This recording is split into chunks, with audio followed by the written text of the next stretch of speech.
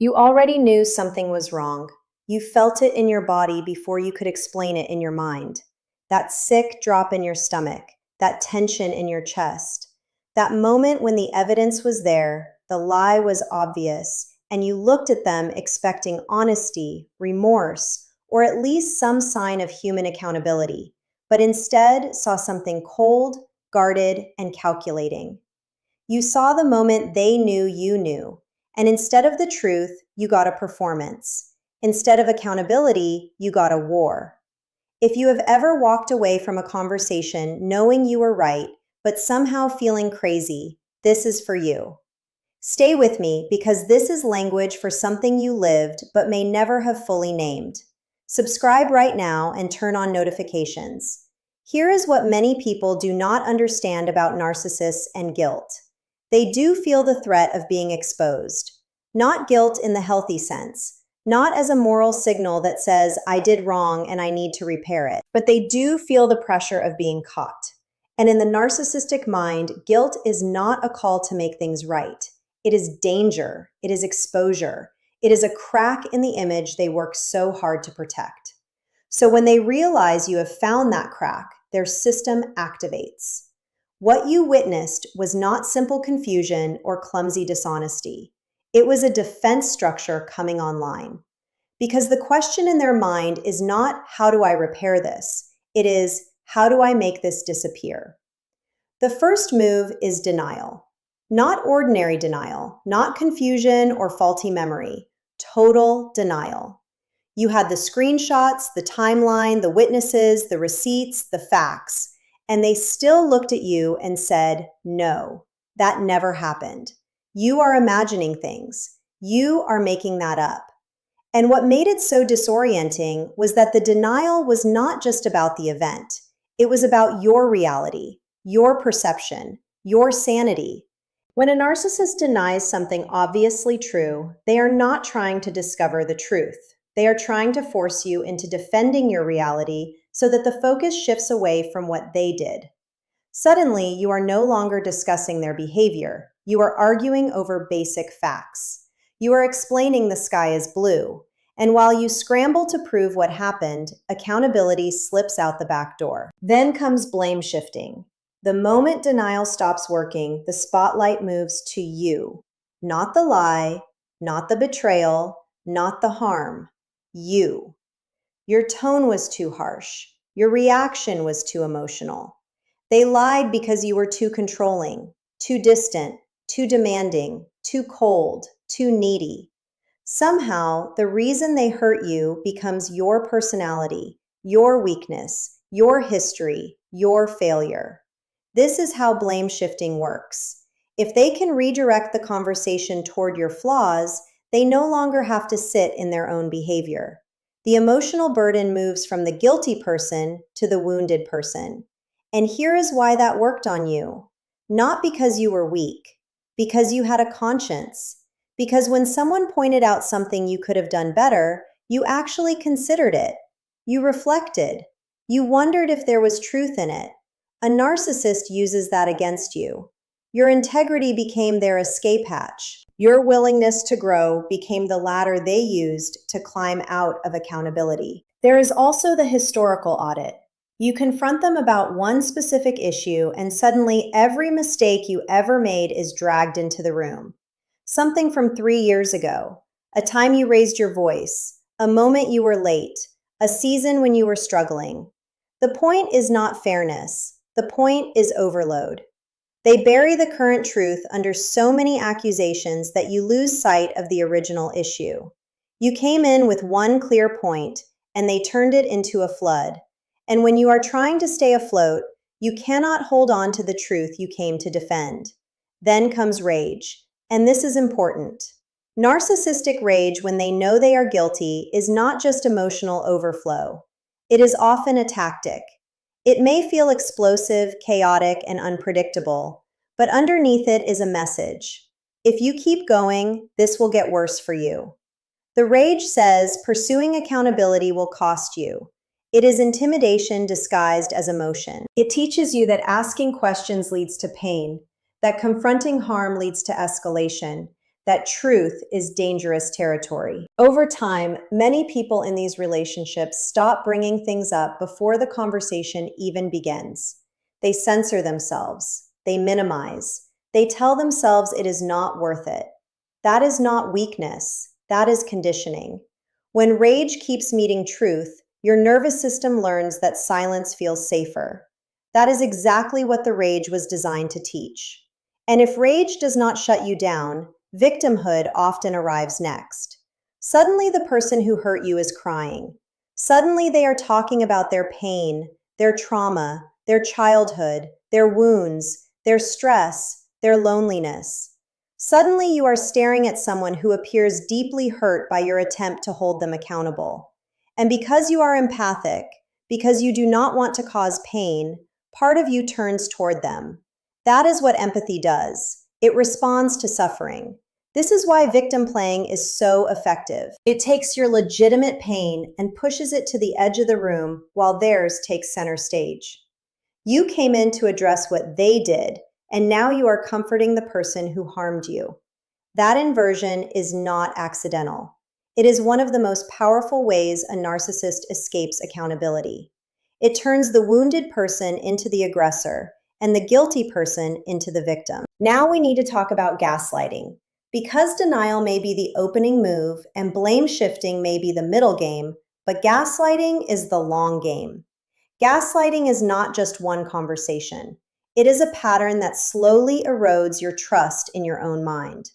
It is the repeated suggestion that you exaggerate, misread, misremember, overreact, or cannot interpret reality clearly. Each comment may seem small on its own. You are too sensitive. You always twist things. I am worried because you never remember anything right. But repeated over time, those comments create self-doubt. They train you to hesitate when your instincts are trying to protect you. That is why you questioned yourself even when you were right. That is why you replayed conversations for hours. That is why you asked other people what they thought and then immediately doubted your own version of events. You were not naturally confused. You were systematically trained not to trust yourself.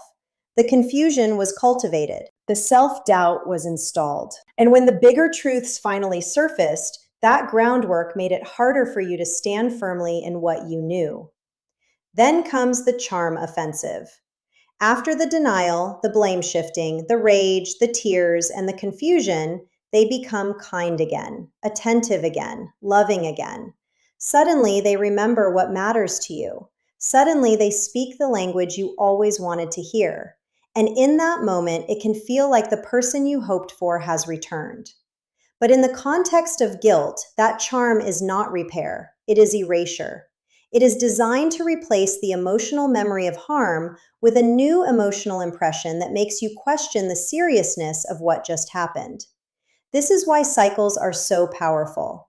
Each return to warmth makes the previous cruelty look temporary. Each kind moment becomes evidence for the hope that maybe this time it will be different. I am not saying that to shame you.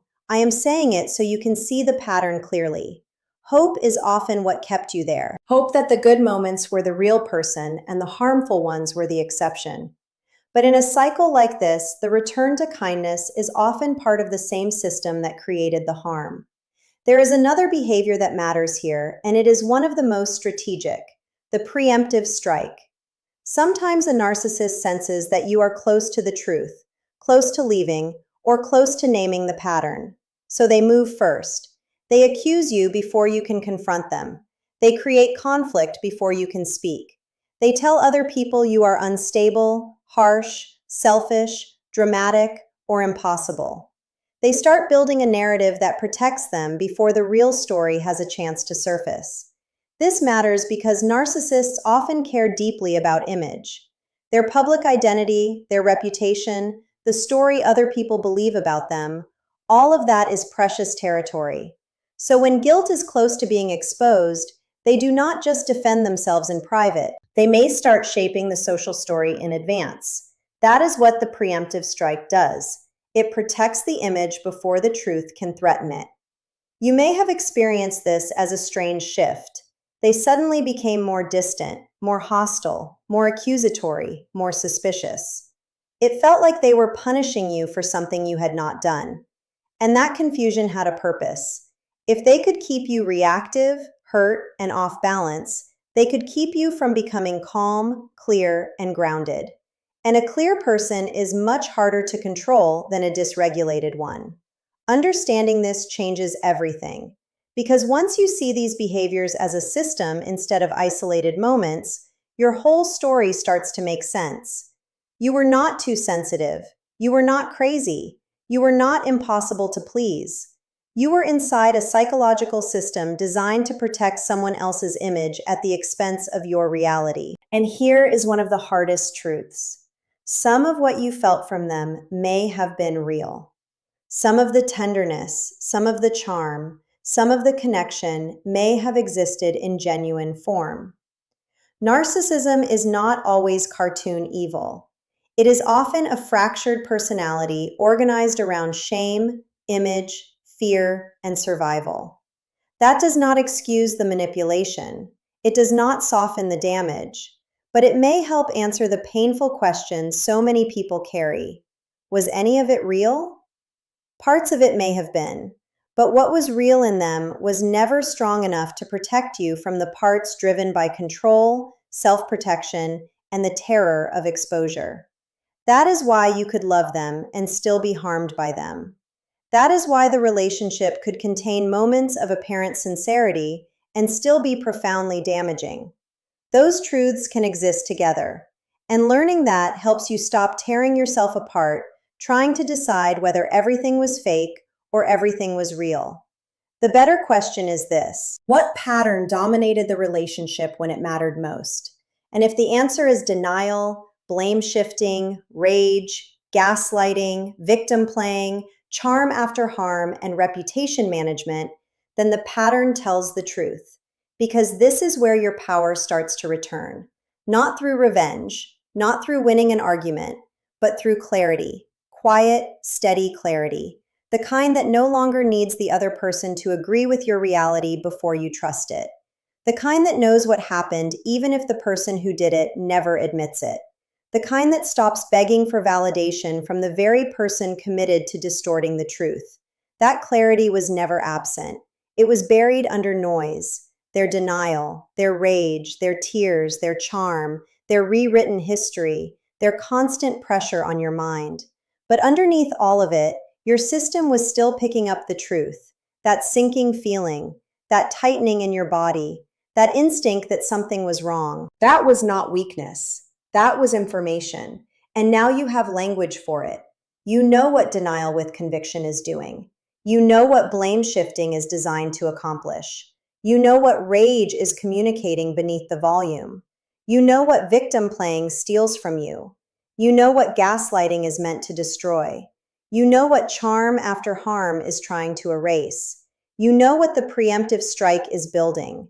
Once you have that map, you are no longer wandering in the dark. The pain may not disappear right away. The memories may still come back at night or in quiet moments when your guard is down. Healing is not instant. But understanding gives you a framework that honors your experience. It gives you something solid to return to when old doubts resurface. Instead of being pulled back into their story, you can say, I know what happened. I know how this worked. I know what these tactics were meant to do, and they do not define reality anymore. That is real power. Not the power of someone who has never hurt. The power of someone who was hurt, searched for truth, found it, and decided not to abandon themselves again. That is what you are building every time you choose understanding over self-betrayal. The narcissist who knows they are guilty depends on one thing above all else. They depend on the hope that the cost of pursuing truth will become too high for you, that the exhaustion, confusion, fear, and self-doubt will wear you down until false peace feels easier than honest reality. They count on you deciding it is easier to bury your truth than keep fighting to protect it. But you are still here. You are still asking questions. You are still searching for understanding. And that means the most important thing they were counting on has not happened. You have not given up on yourself. Because the moment you stop asking, "What is wrong with me?" and start asking, "What is the pattern?" something shifts, something irreversible. You stop carrying what was never yours to carry. You stop measuring yourself by a story written to protect someone else's ego. You begin returning to the part of you that knew before you had words, the part that noticed, the part that felt the warning, the part that was never actually broken, only overwhelmed. The narcissists knew they were guilty. They knew. And they used denial, blame shifting, rage, victimhood, gaslighting, charm, and narrative control to keep that guilt from costing them what it should have. But what their system was never built to withstand is your understanding, your willingness to see the pattern clearly, your decision to stop participating in your own confusion. You became dangerous to that system the moment you started learning how it works. And even if your clarity still feels new, even if it still shakes on hard days, it is growing, quietly, steadily, every time you name the tactic, every time you trust your perception, every time you choose not to explain away what hurt you, every time you return to yourself.